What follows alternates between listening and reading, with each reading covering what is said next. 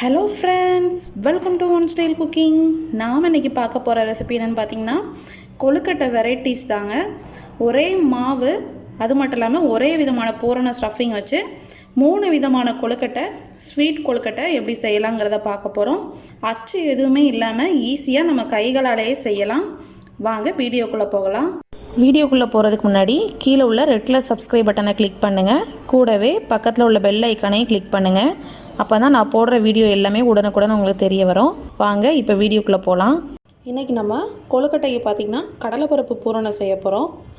கடலைப்பருப்பை ஒரு அரை கப் போல் எடுத்து நல்லா வாஷ் பண்ணிவிட்டு நல்லா ஊற வச்சுருக்கேன். ஒரு மணி நேரம் கிட்ட நல்லா ஊறிருக்கு.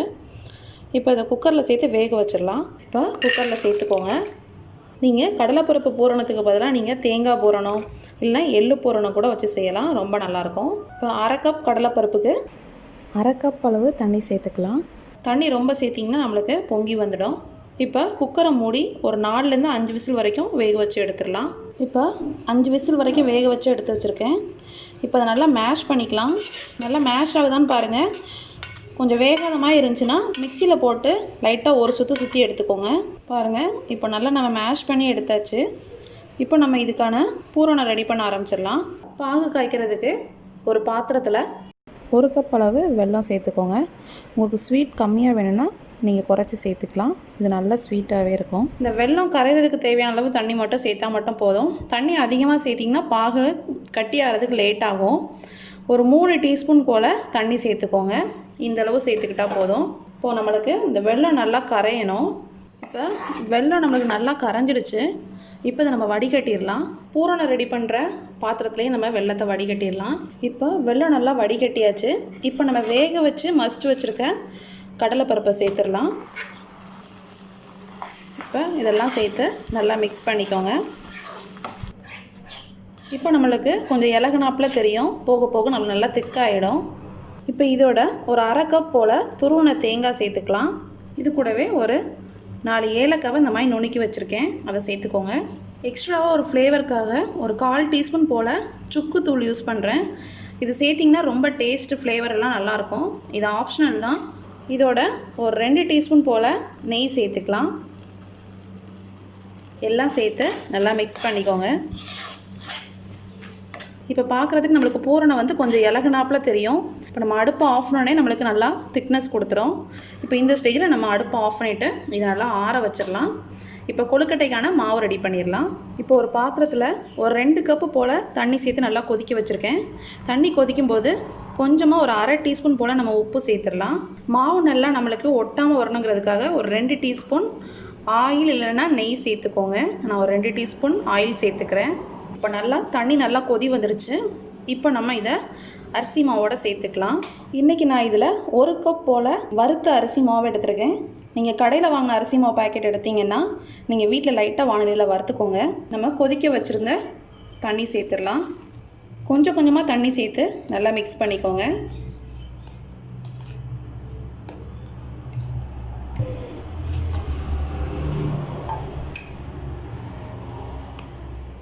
நம்ம மாவு எந்தளவுக்கு சாஃப்டாக பிசைகிறோமோ அதை பொறுத்து தான் நம்மளுக்கு கொழுக்கட்டை நல்லா வெடிப்பு இல்லாமல் நல்லா சூப்பராக நம்மளுக்கு அந்த ஷேப்பெல்லாம் பிடிக்கிறதுக்கு வரும்.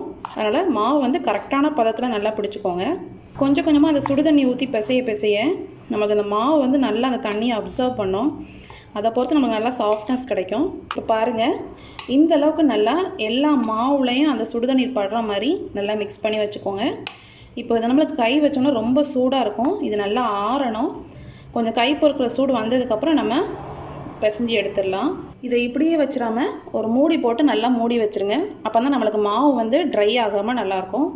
இப்போ அது ஒரு 5 நிமிஷம் ஆகட்டும். அதுக்கப்புறம் நம்ம மிக்ஸ் பண்ணிடலாம். பாருங்கள், மாவு நல்லா ஆறுனதும் இந்த அளவுக்கு நல்லா சாஃப்டாக நல்லா பிசைஞ்சு வச்சுக்கோங்க. இப்போது கையில் கொஞ்சமாக ஆயில் இல்லைன்னா நெய் தடவிக்கோங்க. அப்போ தான் நம்மளுக்கு உருண்டை பிடிக்கிறப்ப இந்த ஷேப் பண்ணுறப்ப நல்லாயிருக்கும்.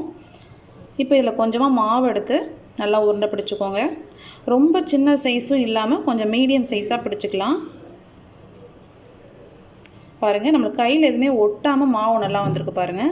இப்போ நம்ம எடுத்த மாவில் ஒரு உருண்டை எடுத்துக்கோங்க. இப்போ இந்த மாதிரி லைட்டாக ப்ரெஸ் பண்ணிவிட்டு 2 பெருவிரலையும் மேலே வச்சுக்கோங்க. மிச்சம் 4 விரலையும் கீழே வச்சுட்டு இந்த மாதிரி நம்ம சென்டரில் நல்லா நம்ம அழுத்தம் கொடுத்தோம், எட்ஜில் எல்லாம் நல்லா அழுத்தம் கொடுத்தோன்னா நம்மளுக்கு நல்ல ஒரு தொப்பி மாதிரி வரும். எந்த அளவுக்கு நல்லா விரிக்க முடியுமோ உங்களுக்கு அந்தளவுக்கு விரிச்சுக்கோங்க. பாருங்கள், நம்மளுக்கு கையில் நல்லா ஒட்டாமல் வருது பாருங்கள். இந்த மாதிரி நல்லா விரிச்சிக்கலாம். இப்போ நல்லா விரிச்சாச்சு, நம்மளுக்கு நல்லா வெடிப்பே இல்லாமல் மாவும் நல்லா வந்திருக்கு பாருங்கள். இப்போ நம்ம பூரணம் ரெடி பண்ணி வச்சோம்ல, அதிலேருந்து ஒரு சின்ன உருண்டை எடுத்திருக்கேன். அதை இதில் உள்ளே வச்சு நம்ம ஃபோல்டு பண்ணிடலாம். எல்லா சைடும் இந்த மாதிரி நல்லா ஃபோல்டு பண்ணி எடுத்துக்கோங்க. பாருங்கள், இந்த மாதிரி எடுத்து நம்மளோட 5 விரலையும் இந்த மாதிரி லைட்டாக வச்சு இப்படி ப்ரெஸ் பண்ணிங்கன்னா நம்மளுக்கு அந்த ஷேப் வந்துடும். ரவுண்ட் ஷேப் பண்ணுறதுக்கு இந்த மாதிரி ஒரு உருண்டை எடுத்துகிட்டு நம்ம முதல்ல செஞ்ச மாதிரியே நல்லா நம்மளோட 2 விரலையும் இந்த மாதிரி வச்சு நல்லா அழுத்தம் கொடுத்து கொஞ்சம் திக்காக நம்ம விரித்து எடுத்துக்கலாம். பாருங்கள், இது ரொம்ப விரிக்கணும்னு இல்லை, நம்ம ஆல்ரெடி நம்ம உருண்டை பிடிக்க தான் போகிறோம். இப்போ இந்த மாதிரி பண்ணிவிட்டு நம்ம உள்ளே நம்ம ஸ்டஃபிங்கை ஒரு உருண்டையை வச்சு இந்த மாதிரி நல்லா ஃபோல்டு பண்ணி எடுத்துடலாம்.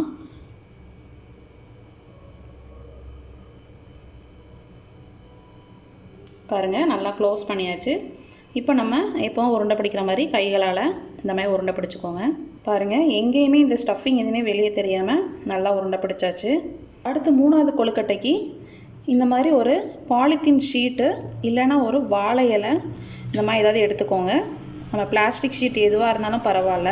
இதில் ஒரு உருண்டை எடுத்துக்கோங்க. கொஞ்சமாக ஆயில் இல்லைனா நெய் தடவி இந்த மாதிரி விரித்து விட்டுக்கோங்க. நல்லா ரவுண்ட் ஷேப்பில் நல்லா விரித்து விட்டுக்கலாம். இந்த மாதிரி நல்லா ரவுண்டாக ப்ரெஸ் பண்ணிவிட்டு உள்ளே நம்ம பூரணம் வச்சுருந்தோம்ல, இதுக்கு வந்து பார்த்திங்கன்னா உருண்டையாக உருட்டி எடுக்காமல் இந்த மாதிரி பூரணத்தை எடுத்து வச்சுருங்க. உருண்டையாக வச்சிங்கன்னா உங்களுக்கு ஒரு இடத்துல தான் பூரணம் இருக்கும், எல்லா இடத்துலையும் பூரணம் பரவாது. இப்போ இந்த பாலித்தீன் ஷீட்டோட 2 எட்ஜையும் க்ளோஸ் பண்ணிடலாம். பாருங்கள், இந்த மாதிரி நல்லா நம்மளுக்கு ஒட்டிக்கும். இதை நம்ம எடுத்தோம்னா நல்லா நம்மளுக்கு எடுக்க வரும். கார்னர் எட்ஜ் எல்லாத்தையுமே ஒன்றா சேர்த்து இந்த மாதிரி லைட்டாக ப்ரெஸ் பண்ணிக்கோங்க. இப்போ நம்ம இப்படினாலும் நம்ம கொழுக்கட்டை செஞ்சிடலாம், இல்லை நம்ம வேறு டிசைன்னாலும் பண்ணலாம். இந்த மாதிரி கார்னர் எட்ஜை இந்த மாதிரி ஃபோல்டு பண்ணுங்கள். இந்த மாதிரி கார்னரை மட்டும் நீங்கள் ஃபோல்டு பண்ணிகிட்டே வாங்க.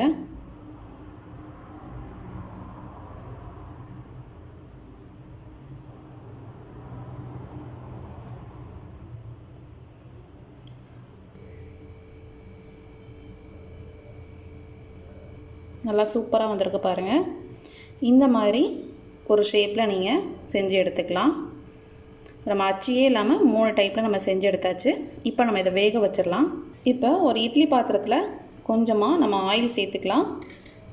ஆயில் தடவிட்டு நம்ம அவிச்சோன்னா நம்மளுக்கு ஒட்டாமல் வரும். நீங்கள் துணி வச்சு இட்லி வைப்பீங்கன்னா நீங்கள் துணி வச்சு கூட நீங்கள் ஆயில் சேர்க்காமல் டைரெக்டாக பண்ணலாம். இப்போ இதை ஒரு 7லேருந்து 8 நிமிஷம் வரைக்கும் நல்லா வேக வச்சிடலாம். நம்மளோட சூப்பரான 3 ஷேப்பில் நம்மளோட கொழுக்கட்டை ஒரே மாவு ஒரே பூரணம் வச்சு ரெடி பண்ணிட்டோம். நீங்களும் இந்த விநாயகர் சதுர்த்திக்கு இந்த ரெசிபி கண்டிப்பாக ட்ரை பண்ணி பாருங்கள். இந்த ரெசிபி பிடிச்சிருந்துச்சுன்னா நம்ம சேனலை லைக் பண்ணுங்கள், ஷேர் பண்ணுங்கள், சப்ஸ்கிரைப் பண்ணுங்கள், மறக்காமல் கமெண்ட் பண்ணுங்கள். தேங்க்யூ.